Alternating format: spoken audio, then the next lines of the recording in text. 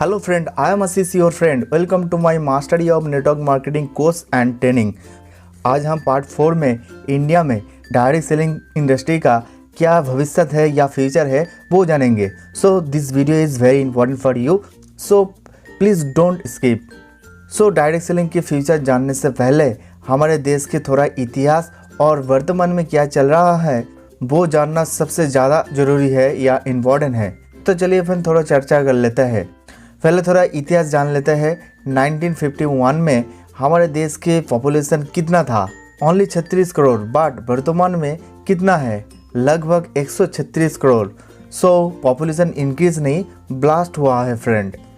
अगर ऐसे ही चलता रहे तो 2030 तक 150 का गंडी पार हो जाएगा. सो फ्रेंड, मैं ये सब क्यों डिस्कस कर रहा हूँ? क्योंकि पॉपुलेशन के वजह से थोड़ा बहुत बेरोजगारी का समस्या आया है, लेकिन सबसे ज़्यादा जिसके कारण बेरोजगारी आई है और फ्यूचर में और भी आएगा वो है आर्टिफिशियल इंटेलिजेंस. सो फ्रेंड, आप सोच रहे होंगे आर्टिफिशियल इंटेलिजेंस क्या है? आर्टिफिशियल मतलब कृत्रिम और इंटेलिजेंट मतलब बुद्धिमान. मैं सीधी शब्दों में कहूँ तो आर्टिफिशियल इंटेलिजेंस का मतलब इंसान का बनाया हुआ ऐसा कोई मशीन, रोबोट, टेक्नोलॉजी या ऑटोमेशन जो इंसान से बेहतर और करेक्ट एंड कम टाइम पे काम करता है. सो फ्रेंड, आर्टिफिशियल इंटेलिजेंस और पॉपुलेशन इंक्रीज के वजह से ओनली इंडिया नहीं पूरी दुनिया में कैसे प्रभाव पड़ा है, मतलब बेरोजगारी आया है और फ्यूचर में और भी आएगी.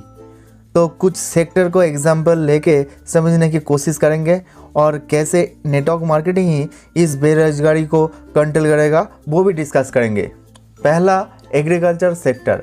जो लोग एग्रीकल्चर सेक्टर में अपना करियर बनाना चाहता है वो लोग थोड़ा सुन लो. एग्रीकल्चर सेक्टर में पास्ट में क्या हुआ था, प्रेजेंट में क्या हो रहा है, फ्यूचर में आर्टिफिशियल इंटेलिजेंस के डेवलपमेंट के कारण क्या होने जा रहा है, तो थोड़ा ध्यान से सुन लो. हम सभी जानते हैं कि हमारे देश के 70-80% लोग एग्रीकल्चर के ऊपर डिपेंडेंट है और आने वाले 5 या 7 साल के अंदर एग्रीकल्चर सेक्टर में 10 से 15% लोगों के ही ज़रूरत रहेगा और इसका एकमात्र कारण है आर्टिफिशियल इंटेलिजेंस.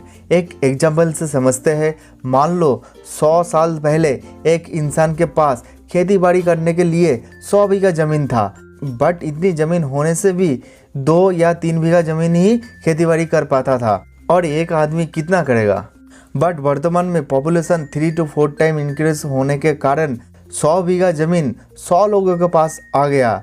फिर भी ठीक है, बट इस समय के बीच एक ट्रैक्टर का इन्वेंशन हुआ और सभी जानता है एक ट्रैक्टर 10 आदमी के बराबर काम करता है. सो फ्रेंड, एक ट्रैक्टर के इन्वेंशन के कारण 90% लोगों का एग्रीकल्चर सेक्टर से ज़रूरत ख़त्म हो गया.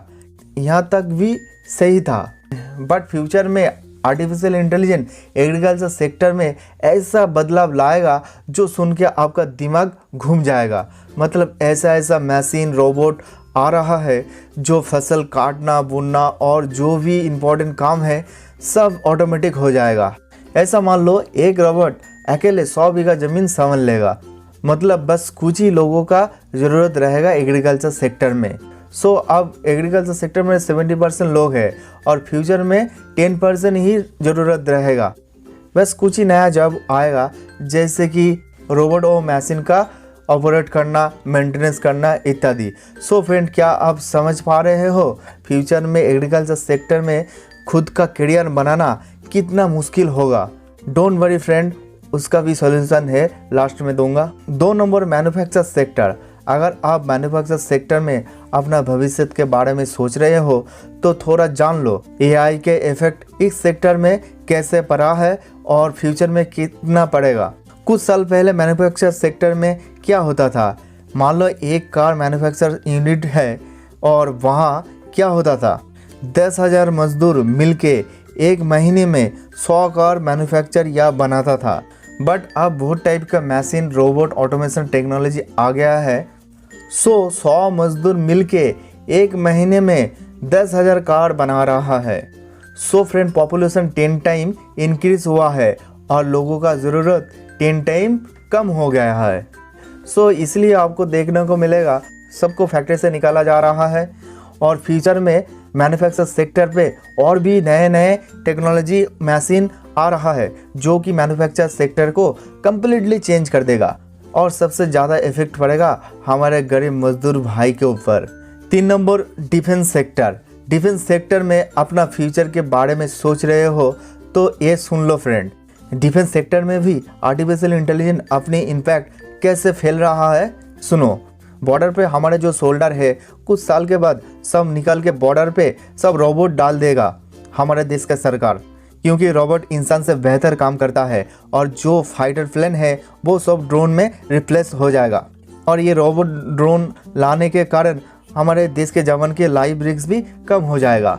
देखो फ्रेंड, बहुत देश आर्टिफिशियल इंटेलिजेंस को यूज़ करके अपने देश को शक्तिशाली बना रहा है। सो हमारे देश के सरकार भी एआई को लाने में मजबूरी होगा।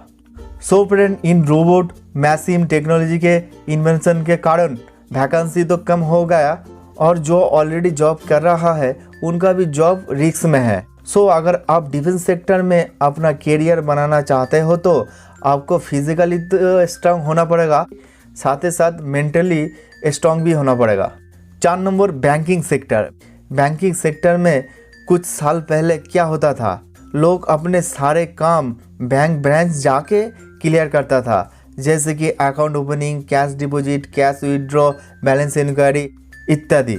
बट अब एटीएम मशीन आने से कैश विड्रॉ करने बैंक ब्रांच नहीं जाते और कुछ जगह तो कैश डिपॉजिट का मशीन भी आ गया है। फिर बैंक इंटरनेट बैंकिंग स्टार्ट कर दिया, सो लोग घर बैठ के ही fund transfer, balance inquiry, statement check मतलब सब एक्सेस कर रहा है घर से। इसके अलावा भी देखो तो कितना प्रकार का वैलेट आ गया है, जैसे पेटीएम, फ़ोनपे, जियो मनी इत्यादि। सो छोटा पेमेंट भी खुद ही कर रहा है। सो इस सब के कारण लोग बैंक ब्रांच जाना एकदम कम कर दिया है। सो फ्रेंड, ये सब देख के लोग सोच रहे हैं बहुत डेवलपमेंट हुआ है। हाँ, डेवलपमेंट तो हुआ है बट लोगों का ज़रूरत भी कम हो गया है बैंकिंग सेक्टर में, क्योंकि बैंक ब्रांच में लोग अब कम जाता है। So friend, next 5 to 7 years के अंदर बैंक ब्रांच के फ्रंट ऑफिस के काम 70% कम हो जाएगा। सो बैंकिंग सेक्टर में जॉब पाना बहुत मुश्किल हो जाएगा फ्रेंड। 5 number, BPO sector. देखिए फ्रेंड, कोई भी सेक्टर हो, चाहे सरकारी या प्राइवेट, सबका ही एक बीपीओ सेक्टर होता है जहाँ से कस्टमर का प्रॉब्लम सॉल्व करता है, इंफॉर्मेशन देता है। सो बीपीओ में लाखों लोग काम करके अपना घर परिवार गुजारा करता है। बट बीपीओ सेक्टर में आर्टिफिशियल इंटेलिजेंस का इफेक्ट बहुत बड़ा है और फ्यूचर में और भी पड़ेगा। जैसे कि 3-4 साल पहले क्या होता था, अब जब किसी भी कस्टमर केयर में कॉल करते थे तो डायरेक्ट कॉल चला जाता था। बट अब अगर आप कस्टमर केयर में कॉल करोगे तो थोड़ा फॉलो करके देखिए कि वॉइस असिस्टेंस के माध्यम से कंप्यूटर ही आपका 80% सवाल का आंसर दे रहा है। मतलब जितना भी रिपीटेड टाइप का क्वेश्चन आंसर है, कंपनी ने वो सब कंप्यूटर के माध्यम से ऑटोमेटिक कर दिया है और आगे भी और करेगा। सो बीपीओ सेक्टर में लोगों का ज़रूरत बहुत कम हो गया है। इसके अलावा ड्राइवरलेस कार आ रहा है, सो बहुत ड्राइवर जॉबलेस हो जाएगा। कोरियर और डिलीवरी का जॉब भी इलेक्ट्रिक ड्रोन करेगा। अमेजन ऑलरेडी ड्रोन से डिलीवरी किया है। सो फ्रेंड, मेरे कहने का मतलब है सब सेक्टर में से ही धीरे धीरे जब कम हो रहा है। सो एक साइड पॉपुलेशन के इंक्रीज और दूसरे साइड में एआई का डेवलपमेंट के कारण हमारे सामने आज बहुत प्रॉब्लम खड़ी हुआ है और फ्यूचर में ये प्रॉब्लम और भी बढ़ेगा। सो फ्रेंड, आप अब सोच रहे होंगे इस प्रॉब्लम से निकलने का कोई सलूशन है? Answer is yes. समय के साथ खुद को अपग्रेड करो। आर्टिफिशियल इंटेलिजेंस डेवलपमेंट के वजह से एक साइड जॉब कम हो रहा है और दूसरे साइड कुछ नया जॉब भी क्रिएट हो रहा है, बट बहुत कम। और ये न्यू जॉब उन लोगों को मिलेगा जो समय के साथ खुद को अपग्रेड करेगा। सो देखिए फ्रेंड, दुनिया में लगभग 702 टाइप का जॉब है और लगभग सब जॉब ही आर्टिफिशियल इंटेलिजेंस के कारण सब ऑटोमेशन हो जाएगा। बस कुछ ही जॉब रहेगा जो आर्टिफिशियल इंटेलिजेंस का प्रभाव कभी नहीं पड़ेगा, जैसे कि research based job, critical thinking jobs, people skill jobs इत्यादि। ये सब जब कभी भी आर्टिफिशियल का प्रभाव नहीं पड़ेगा। सो नेटवर्क मार्केटिंग इंडस्ट्री में फ्यूचर में बहुत तेज़ी गति से बढ़ेगी, क्योंकि ये पीपल स्किल जॉब में पड़ता है। सो आर्टिफिशियल इंटेलिजेंस का प्रभाव कभी भी नहीं पड़ेगी, मतलब एक इंसान ही दूसरे इंसान को समझा सकता है, रोबोट या ऑटोमेशन नहीं। So network marketing completely artificial intelligence proof है। सो सरकार या कोई भी प्राइवेट कंपनी ये आर्टिफिशियल इंटेलिजेंस को यूज़ करेगा, क्योंकि रोबोट या मशीन सैलरी नहीं लेती, ओनली एक बार ही इन्वेस्ट करना पड़ता है और बीच में मेंटेनेंस करना पड़ता है और एकदम परफेक्ट काम करता है, नो मिस्टेक, और ना कभी बीमार पड़ता है और ना कभी छुट्टी भी लेता है। और दूसरी तरफ इंसान को सैलरी भी दो, 24 घंटा काम भी नहीं कर पाएगा, 8 या 12 घंटे काम करता है, काम में मिस्टेक भी करता है और बीमार भी पड़ता है और इनको छुट्टी भी चाहिए। सो फ्रेंड, आर्टिफिशियल इंटेलिजेंस और इंसान के बीच कंपेयर करोगे तो हमेशा आर्टिफिशियल इंटेलिजेंस को बेहतर पाओगे। सो सरकार या कोई भी कंपनी क्यों नहीं इसको यूज़ करेगा? सो सभी इसको यूज़ करेगा। फ्रेंड, बात को समझने की कोशिश करो। नेटवर्क मार्केटिंग के फ्यूचर 100% ब्राइट है। जितना जल्दी समझ पाओगे उतना ही आपके लिए अच्छा होगा। सो फ्रेंड, नेटवर्क मार्केटिंग इस टाइम हम सब के लिए एक बड़ा अपॉर्चुनिटी है, क्योंकि इंडिया में शुरू ही हो रहा है डायरेक्ट सेलिंग का। पहले बच्चा था, अब जवान हो गया है, मतलब 25 साल हो गया है इस इंडस्ट्री को इंडिया में। एग्जाम्पल से समझते हैं फ्रेंड, जब बैंक स्टार्ट हुआ था तब लोग कहते थे हमारे सेविंग अमाउंट किसी और के पास क्यों जमा रखे, बट अब देखो लगभग सब लोगों के पास बैंक अकाउंट है और अपने पैसा आंख बंद करके जमा कर रहा है। और जब इंश्योरेंस सेक्टर आया था तब भी लोग एकदम ही विश्वास नहीं करता था, बट जब कुछ लोगों को इंश्योरेंस का बेनिफिट मिला तब विश्वास करने लगा। सो फ्रेंड, कोई भी सेक्टर को शुरू में लोग विश्वास नहीं करता है और 20-25 साल में इंडिया में बहुत फ्रॉड कंपनी आके इस इंडस्ट्री को बदनाम किया है, बट अब लोग समझ पा रहा है ये इंडस्ट्री कितना पावरफुल है। सरकार भी साथ दे रहा है, गाइडलाइंस तो जारी कर दिया है और बहुत जल्दी लॉ भी आएगा, फिर सब जितना भी कचरा है सब साफ हो जाएगा इस इंडस्ट्री से।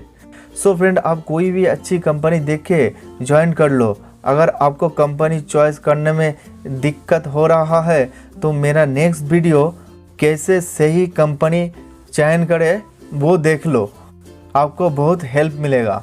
सो फ्रेंड, मैं 100% गारंटी देता हूँ आने वाला 5 साल के अंदर नेटवर्क मार्केटिंग धूम मचाएगा इंडिया में। सो एक ब्राइट फ्यूचर है आपके लिए। और जो लोग कहते हैं नेटवर्क मार्केटिंग में क्या है, क्यों करें, उन लोगों को ये वीडियो शेयर करो, उनका आँख खुल जाएगा। सो फ्रेंड, वीडियो अगर आपको अच्छा लगे तो लाइक शेयर कमेंट करें एंड चैनल को जरूर सब्सक्राइब करें। Bye friend, everything is good but what is good for you.